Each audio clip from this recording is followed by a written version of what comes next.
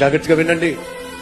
ఆదాము నుండి అబ్రహాం వరకు 2000 సంవత్సరాలు, అబ్రహాం నుండి యేసుక్రీస్తు యొక్క జన్మ వరకు 2000 సంవత్సరాలు, యేసుక్రీస్తు యొక్క జన్మ నుంచి నేటి వరకు 2000 సంవత్సరాలు, మొత్తం కలిపి 2+2+2 మొత్తం వినండి 6000 సంవత్సరాలు.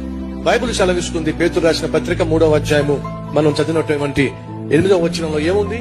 దేవుడి దృష్టిలో ఒక దినము ఏమిటట? 1000 సంవత్సరాలు. ఇప్పుడు 6000 సంవత్సరాలు ఈజ్ ఈక్వల్ టు దేవుడికి దృష్టిలో ఎన్ని దినాలు చెప్పండి? 6 దినాలు. 6 దినాలు ముగిసిపోయినాయి అనుకోండి, దేవుడు 7వ రోజున పని చేశాడా? పని చేయాల. 7వ రోజు ఏమిటట? విశ్రాంతి. అనగా ఎన్ని సంవత్సరాలు గడిచిపోయినాయి?